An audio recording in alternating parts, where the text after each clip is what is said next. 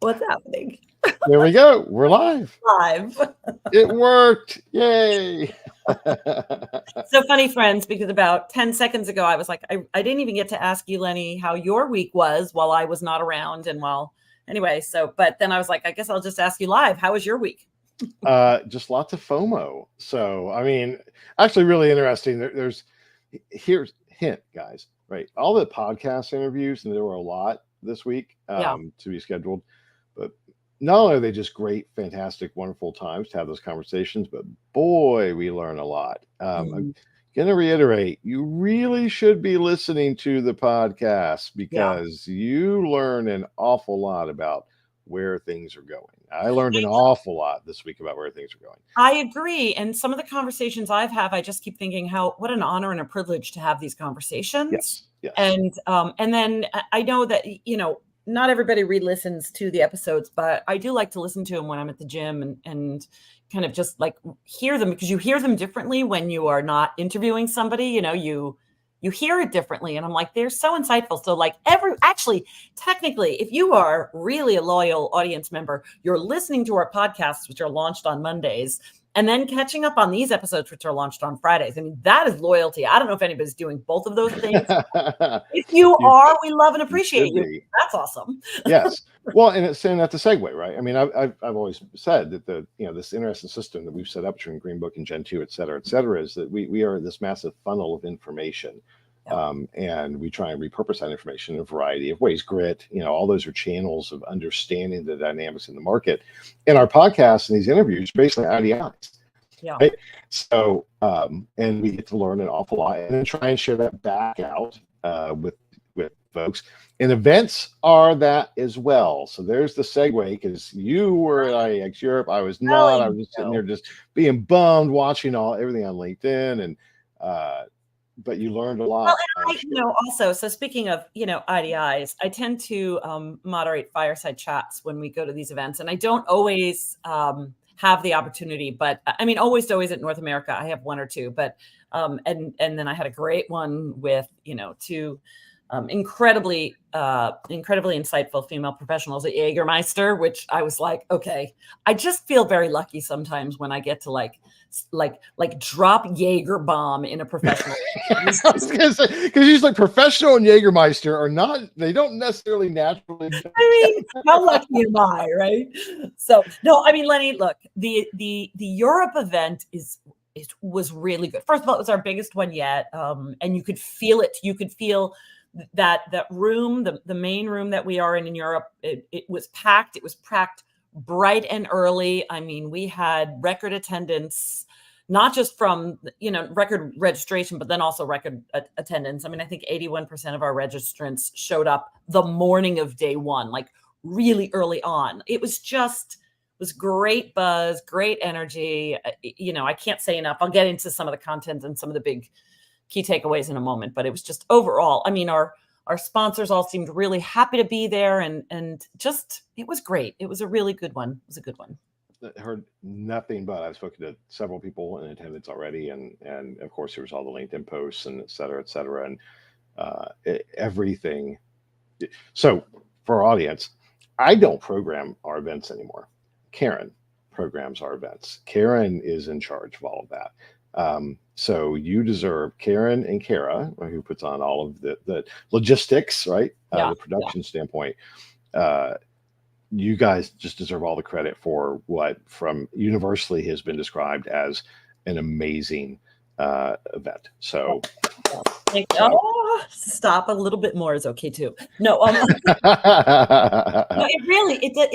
it definitely feels like a team approach. I mean, Kara and Bridget on site, handle all of the logistics, all the questions. They are nonstop for the days of the event, and really just do an amazing job making sure from a logistics and production standpoint, it is seamless and smooth. And, and Jazz for marketing, and Dana for selling, right? It takes a village. Exactly. It really does. It was great. And, and even from a content standpoint, which, because you used to be in this role, but there is only so much you can do. But when people heed your advice, So one part of it, yes, is curation for sure, is finding the right topics to kind of move the industry into the future. And that, yes, we are mindful about. But also, especially when it comes to our sponsors, our partners that speak, they pay to exhibit, and that comes often with certain speaking spots. When they take our advice and they really stand up there and are incredibly brilliant professionals first, helping to move the insight into the future and not just pitching their platform, it makes such a difference, and everybody shows up for that. I mean, some of our partners this year did such amazing jobs. I mean, I even heard, I think it was Valinx, and they were partnering with PepsiCo in one of the afternoon plenary spots on day 2, and packed crowd, and they literally had a single slide up kind of talking about the platform, and they were like, but you don't want to hear from us, you want to hear from our partner at PepsiCo, who then did the whole thing. They maybe spoke for 30 seconds, and yes, they were there to answer questions galore, Lenny. So many questions at this event this time. Right. Something about the European market they just aren't the same, right? Some of our partners ended up with 10 questions afterwards, just Wow. questions we couldn't even get to, because people are hungry for knowledge. And when you show that thought leadership on stage, the questions about your platform follow. It's really, anyway, Right. It's just good buzz. So I definitely get your summary, but I want to bring out something really quickly, because it occurred to me just watching, everything. Yeah. I think we have experienced a sea change literally in the last month or so. Mm. On kind of this, I think folks are fully embracing the transformation the industry is going through, the disruption. They recognize that it's there. We don't need to beat the horse anymore. Yeah. It can go to its Maggie. It's really my dog that has been, anyway, continue. Okay. So, and I think that from what I could gather, that was a example of what I could see happening in Europe and people I've spoken to of that. Because normally the European audience is more skeptical, more reserved, and when they are engaged historically, it's like, now this is a thing, right? Yeah. This whatever it was over the years, this is no longer some cool, bright, shiny thing. This is where things are going. This is where things are going. And this morning, as I was kind of looking at some of the things that you curated this week to talk about today, I put on LinkedIn and just said, hey, does anybody want to help me wrangle my head this moment? There's so much. Anybody can search for hashtag IIEX or hashtag IIEX Europe or IIEX even EU and see a lot of recaps. And I did read, I think everything that I saw. But this morning, and I was trying to get to my head together, and I put a post out there saying, what was the big thing? Eileen Rutz, she's a market strategy consultant at a company called Trilations. She suggested that I share this. That the event really hovered on how AI has shifted from being this big disruptive buzzword to becoming a super practical tool we rely on. It's not about replacing researchers, but about making their jobs easier and their insights sharper. So from crunching numbers to crafting stories that really inspire and motivate action. So I think that's what happened this week was AI was not this, this blob that we couldn't understand, but it's like, okay, tool in our toolbox, we get it. How are we using it? So it set a different context for all the use cases. Yep. She's 100% right. That is what happened. And we saw that real time. One of the plenaries, Vesna from Swarovski Crystals. So, jewelry, she, first of all, came out on stage, like practically in a green ball gown with just sparkling because the crystal ball gown. Oh my gosh, she brand. But she talked about how AI is kind of boosting their communications research, and it was really practical and tangible, and that just set the stage. Like, look, this is what we're doing. We are, and even a large brand sharing practical use cases, how they're using it to inspire everybody to say, oh, I can wrangle that, or maybe we can do that. So really good stuff on the AI front all around. Good. Pretty cool. There is a company, somebody give a shout out to our friends at Stat Genius. Yeah. These guys reached out a couple years ago, basically AI SPSS, basically, right? Yeah.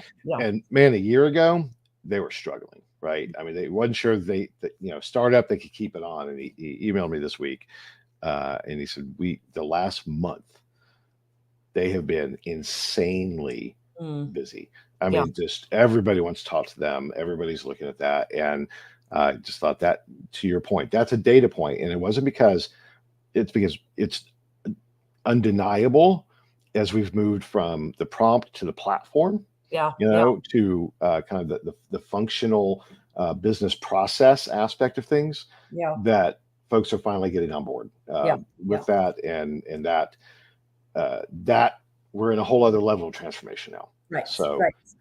and is Right. that And I think that people, here's where, again, like connecting dots, that things that we talk about on our podcast and things we talk about here, like when you start to see the dots that you and I try to connect for people, what all of this will do is allow us to become these strategic thinkers and planners that the companies need us to be. So we're able to say, okay, let's let AI serve us where it can serve us. So our brains are free to drive strategy, to drive outcome, to move our companies into growth, because we can actually do some of that thinking. So it's another thing we saw on stage. There were some great talks that had a strategic kind of planning lens, right? Susan Griffin brought this one up, and it was one of my favorite talks as well, which was Tino Klane, I think, is how you pronounce his last name. I butchered it on stage, and I just butchered it again. But he's with the Lufthansa Innovation Hub, and I shared it with you and Lukash also. This framework. This framework that their strategic intelligence team uses. Yeah. And it was so thoughtful, and they shared some best practices for where they glean insights from. Really good stuff. So allowing the brain to go to the next level, it all comes together, because those are people. Those are the skills that people, certainly at C-level positions, they need their SVPs and their VPs to focus on driving, business outcomes. Yep. So that's what our brains are free to do now if we can lean into the tools that are available, right?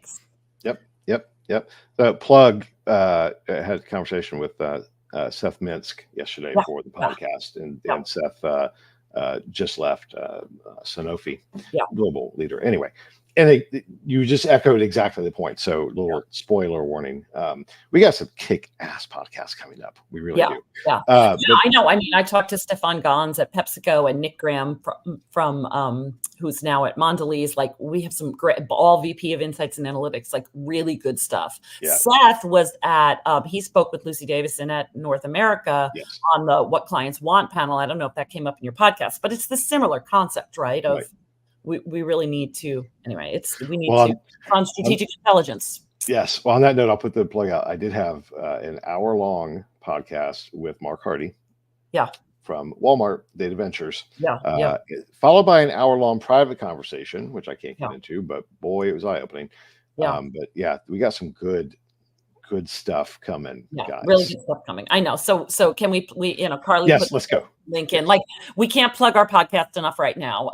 And we can't plug this show enough too. But just one more thing about North America, because I just do want to say this. It was Joanne at Nailbiter kind of made a comment on this post I talked about before about having chocolate covered Oreos at their booth, kind of like how can you not mention that, Karen? And were they fried? I mean, well, the reason why I do want to go back to it is, there are these sponsors, and we had a lot of new sponsors, and we have a lot of loyal sponsors that really show up everywhere. But what was cool was seeing, first of all, the engagement at the booths, right? We had a very high number of brands in the audience, and really seeing them curious about our sponsors, that played out. But also just some neat things happening in that space. Christian Aloma from Threadline, he just decided at his booth he was going to do a self-serve library, and just had his books there. And it was pretty much like, just walk by and take a book if you'd like. He didn't want. That's very cool. I bet that he has some really interesting books. I was like, that's so cool. It was, and it's like, basically he's prototyping this. He'll see how it all turns out. But, it was the sort of thing where people were like, wait, I don't have to interact with the person. The booth did the talk. Like, it was so interesting. Now leave it to a behavioral scientist, right? To somebody who focuses on that, to see what the behavior is. But I don't know. And the QualSites, who was our title sponsor, in their talk, they really did show kind of use case after use case for their smart sensors. So yes, some people might say that was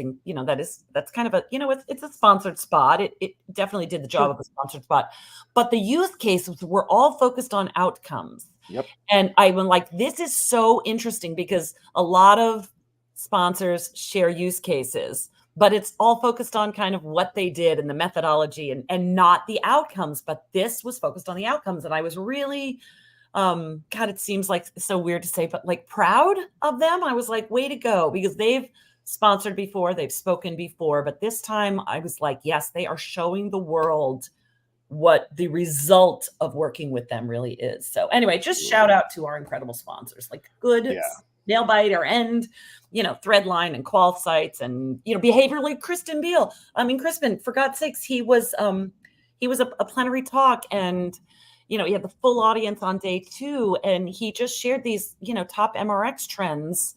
And I just kept thinking, like, this is great info, like really good, useful, usable stuff. So anyway, other sponsors can benchmark from some of these individuals and look what they did and learn from them. Listen and learn, because they are masters. So good stuff. Yep. You just increased the FOMO tremendously, but I'm sorry. it's all right. But I do think that's cool from the standpoint of, like, folks are rising to the occasion. And there's transformation happening across the board. Some of that is high level kind of macroeconomic, and systemic. When the rubber hits the road are these folks that are showing already, here's what we're doing. Brands engaging, and that's why the brands are engaging, because they're looking for that impact. So and I think you had found this article on the cons, the cons festival, and how AI was tackled there. And Carly can share this link, kind of some details about how AI showed up at cons, which, was, I think, the week before this last one. But one of the quotes from this article was that marketers privately admit to being overwhelmed by options and also still underwhelmed by results. Mm-hmm. So if you think about the fact that researchers, we could swap out marketers, we could say insights professionals, the options are overwhelming. But if you focus on results, then it helps them see, how can this fit into my life, right? Because you are focusing on the results and those outcomes. And anyway, super cool article there. Just, this is a theme. It's overwhelming, dear friends. But, and that's the other side of our coin, right? So let's keep that in mind. Yeah, I guess we're probably going to go a little bit over today, guys. You think? I don't know. I think we the thing is I could go on, right? I'm not going to. I could talk more. So I will stop. Well, you for the strategic thinkers and planners and futurists in our audience, great title. And you brought this in, the KPMG 2024 Futures Report. What was your takeaway on that? Yeah, well, I saw it on LinkedIn. I think it's Buggy Hansen shared this sort of, he shared the report with some kind of snippets about it. And we have a lot of futurists, right? And we had futurists, gosh, the folks from Kerry Group talked about the future of food. And anyway, did some scenario planning, and I'm not going to get into my concern about the Arabica coffee beans. I'm not going to talk about the future of food that way, even though it was very stressful for me. And those of you who know me know and felt it there too. But this report talks about this big bang disruption, the AI age, where we're expecting to see the integration of the different types of AI. So generative AI, multimodal AI, neurosymbolic AI, pushing AI capabilities to where it will reach human intelligence. Mm-hmm. That impact will be so pervasive and move so fast that companies that aren't shifting their strategies across technology, talent, culture, learning, and innovation, they are already behind. So I feel like, Lenny, we could have written that. Yes. And I agree. And we're not even really to the AI part. Well, I guess we'll segue from there, I guess, a little bit, because there was a whole slew of new product announcements. And the through line for all of it is that, AI will start the first one. Our friends at Taluna QSphere. It's quality assurance for server market research, and it's part of their AI everywhere strategy. So they're taking, Taluna's taking not just AI as a what, but as a how. Right? They're deploying it in tangible ways, all the way from the beginning from design all the way through analysis, with the focus obviously on sample as well. to ensure that you're getting optimal quality out of your research projects. Yeah. Right? That's fantastic, right? It's the right way to think about it. What is fit for purpose, looking at the variety of tools, how they can enhance the experience. So hats off to them. And I guess on that note, I'll give the plug since we have it here in the sequence. Yes, I did a webinar last week with our friends at NewtonX on data quality. It was called Ditch the Bad Data with Greenbook's Lenny Murphy. 30 minutes, so it was short. There was also reminders when I had stuck with my phone, so it was a terrible visual of me. Yeah. The technology problem. Yes, but a conversation about data quality. So it's great. The connective tissue here is to look at, we're seeing now the application of new technologies of not just kind of our traditional toolbox to deal with data quality, but new capabilities from companies like Soluna. They're dealing with that as well. So there's a connective tissue there. Yeah, and I loved this number. I don't know if you had seen this. I loved this number. That's not really the right thing to say, but this quote from this particular article: Soluna now rejects over 30% more survey attempts at the pre-survey stage than 12 months ago. Yes. So that just shows you what they've done in the last 12 months alone. And I think it's about time, right? Yes. They're doing that now, and everybody should be looking at that too. And really looking at your metric. I mean, I would say that's probably a good metric of how much more should we be, blocking. I think that if you're doing the work, I would expect to see others follow suit. Absolutely. And it's like having a water filter, right? I mean, it's why boil the water, right? Just filter it before it ever gets there. Yeah. So, and change the filter. Change the filters. Change the filters. Yes, absolutely. Now this next one is interesting. I want to get your take on it. It's not a surprise to see it. Hello Aura World on Roblox. Yeah. Now, remember Second Life?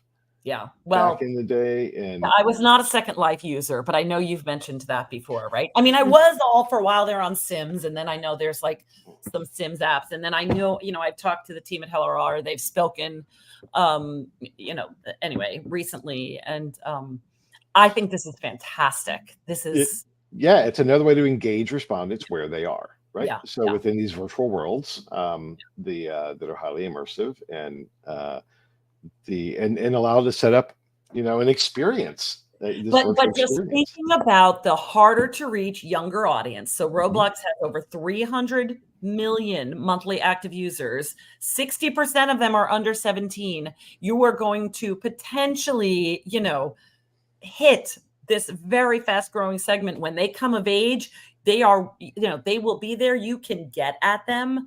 And I don't necessarily believe that everyone will age out. Again, my 20-year-old daughter and her boyfriend are still on Minecraft because they started in this world. They stay in it. They go to separate schools, and every now and then they meet still in Minecraft. They collaborate together. Like these virtual spaces, the type may have changed, but once they fall in love with them, they stay there. So I think this is an amazing opportunity for Hello Aura and for Roblox too, right? To have this kind of not just chat rooms. This one also talks about there's a retail space upstairs with the chat room too. So, imagine what the brands can do. They want to do a little research. They want to have a little place to hang out, maybe look at some ad concepts in this virtual environment, good stuff. Yeah. So, I mean, we're not quite at Ready Player One level yet, right? The metaverse is still something in the future, truly, but this is the foundation. I mean, these are the components of that, and fundamentally, it would be engage people where they are. It's a new way. It's a new mall intercept, right? It's so cool. It is a new mall intercept, right? I think it's really cool, and actually, everything I've seen from Hello Aura has been top notch. So really cool. I hope to see more of it. Yeah. So check that out. Two more, trying to keep us on track as best we can. Yabble. Added more features to their virtual audience. So, they were early pioneers in kind of virtual audience, synthetic sample, whatever you want to call it. And think that's just, really interesting as they continue down that path. They're experts. They're on the ChatGPT train before anybody. So interesting. Jabunu. Yeah. Our our friends, the Berry brothers, that I go way, way back with, as they reminded me recently, integrate AI tools across their platform, chatbots, automated response coding, and they're a really neat platform because it's custom and platform. So they do a lot of custom stuff as well. Yeah. So interesting. They're combining AI models, ChatGPT, DALL-E, LLAMA, and Titan, to generate high quality images for concept testing. And that's great. We're just seeing. And my takeaway from that is that's not a huge company. Jibunu's, really a family company. I don't know how big they are, but they're not Qualtrics. It's agile, often the agile small companies that are really kicking ass and being ahead of the curve in doing these things before the larger tech platforms. So really cool. Good stuff this week. Good stuff. So, I want to make sure we talk about this. We have a couple of things to share about synthetic data, and that was a big conversation at Europe too. I mean, the conversation around we are still we the audience are like watching it with some skepticism. I mean, I fielded some questions for one of our presenters, and the questions get pretty intense. Fortunately they handled it extremely well. Anyway, that is one area of skepticism now that we sort of have said, okay, fine, we accept AI. We're not sure we're going to be accepting synthetic data. So I think we should talk about these, because hopefully these resources that you found can inspire people just a little bit, and help them with that unease that they have about these. So so there are a couple things. The rise of synthetic data in strategy. That was a really interesting piece. Key takeaway, quote, AI customers can now deliver a 95% match to real survey results, which ultimately feed a fully automated process of marketing strategy and execution. That was the Microsoft and Harvard Business Review paper, I believe, wasn't it? So that was really interesting. There was another one on a primer on synthetic data for marketing leaders from Cecilia Dones. Hopefully I got that right. That was off LinkedIn. There's one that we didn't. Carly, I'm going to pop this in here. That is probably an important one to include. Mark Ritson. He kind of fired a shot across the bow. And there it is, Carly, at the very end, if you want to share that from Marketing Week, that synthetic data is as good as real. Next comes synthetic strategy. It was just a big talking piece, right? A lot of folks said, what? I don't necessarily if I agree with everything, but it's important for us to recognize that from the marketing side, here's professionals. Mark Ritson's widely regarded as a real thought leader. Folks that are absolutely embracing this concept, looking for the proof, and looking for the specific use cases. So I think that's really important. And on that note, we saw two things that popped out. One called Dot and one called Butterfly. Thanks to our friends at Product Hunt. And these are on the surface, the variations of basically creating your own digital avatar. Different use cases for it. In the case of Dot, it's to make a digital best friend based on knowing you. In the case of Butterfly, it's creating. I can see the appeal for that in you. I mean, I talk to myself all the time. So the Butterfly, I'm saying it's a social media platform, but you're using your digital avatar. But here's the thing: you go underneath it, the foundational elements of what they are doing. They are building. It's synthetic sample. They are putting the pieces together to build an avatar based on your preferences, your personality, your answers, your data, all of your data, and deploying it. And that's how we're going to get there. It's not just the idea of look, we have all of this data, but highly personalized. And we're beginning to see that of people creating for different things, digital versions of themselves, which by definition, that is synthetic sample. So is it going to answer depth questions on why you did something? No. Is it going to capture, a deep nuance? No, that will be the role of research. But to be able to say, yes, I always buy Charmin. And I like Charmin because it's soft, right? Right. It's going to capture that stuff. Yeah. So be ready. Yeah.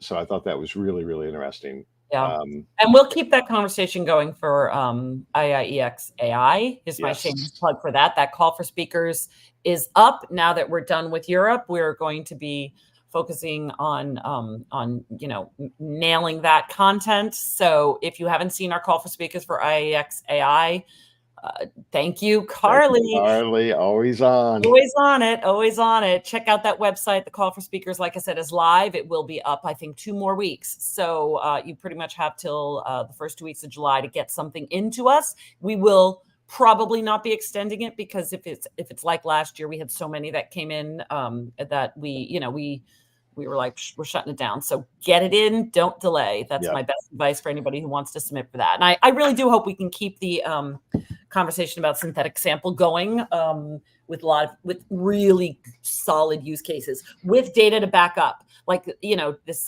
one of those strategy things, like if we're a solid match, right? If we're, high 90s for matching real survey results, let's show that. Let's think of the use cases again. I'll say it again. If anybody has used visual intensity mapping, automated visual intensity mapping, it's the same damn principle, right? If you buy that training data can show where the eye is going to be drawn on an image without asking a question, that's the same idea. Doesn't mean it's going to work for everything. Does not, right? Tons of stuff that we are not going to get from that. That's the role of research. But there's going to be a lot of kind of tracking and testing stuff that it will be a viable solution for. And it absolutely for hypothesis testing, early stage hypothesis testing, why wouldn't you? So in that, it's the train's left the station, right? It's there. Why don't you talk about to wrap things up, the latest updates on ChatGPT? And then I think we can wrap because we are over time. But it came out this week that GPT-5 is probably going to be delayed till late 2025, maybe even spring 2026.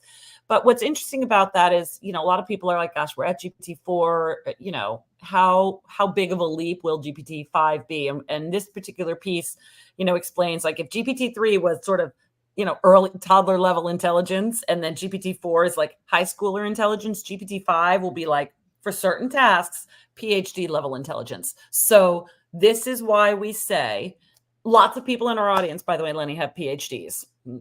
We do not. We may be smart. We haven't done the academic rigor, right? So, but the GPT-5 will have that for many tasks, not all of them. But we have to keep in mind that this is what we mean when we say the intelligence will start to outpace the intelligence of humans. It's going to have that kind of intellectual rigor for many tasks. So it will be more trusted than humans for certain things, but it may not come out quite as quickly as we had originally thought. I mean, late 2025, may not happen, but we might see it early 2026. Anyway, again, we'll be talking about that at our event. Whatever stage we're up to come October, that's what we'll be talking about. So and we talked about ChatGPT, but the other ones continue to. Claude came out with their new version, which seems to be excelling at everything, et cetera, right? So I think the ChatGPT is the standard. It's almost become the Google, if you will, of the AI world. It's like the pace setter, right? It's like if you go to like sort of, there's the pacing boat and like races and stuff like that. It is the boat to follow, right? Everybody, they are keeping pace with the head of the pack. So, and many racing ahead, especially in specific use cases. There are already LLMs out there that I would say are PhD level intelligence in a very narrow scope of things that they do.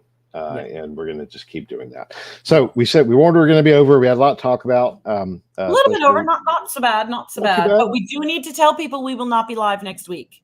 So, yes, thank you. And we're not pre-recording. Next week, we're taking a pass week. So we'll spare you guys our rambling. which means we'll probably have even more to catch up on the following Seriously, week. because Lenny and I will probably not stop looking because you just can't. We just can't not. But for everybody who knows us, you know that we just came off of our heavy events season. It's the kind of a fiscal year reset as we kick off our new fiscal year in July, and so we kind of do a post-event reset and hit the ground running when we come back the second week of July. So Green Book offices are closed next week. Please be patient if you shoot us emails. We promise we will get back to you, and we promise at least those of us on the leadership team will be checking emails, just being really decisive and discerning about what we prioritize while we're out. Yes, absolutely. Well, St. Harris's, we're in multiple hats. So Green Book is closed. Gen 2 is not. So I will be monitoring email Monday, Tuesday, Wednesday. But Thursday and Friday, by God, I am taking off. So, well, you enjoy that. But yes, I will hopefully be, reading a book either poolside or down at the beach for at least one of those days, like for the day in its entirety. So I hope that you do, and hope everybody else enjoys, take some time off, enjoy the summer holidays in some level. And we'll talk to you again in 2 weeks. Yeah, in 2 weeks. Thanks, everybody. Have a great one. Thanks, everybody. Bye-bye. Bye, Lenny.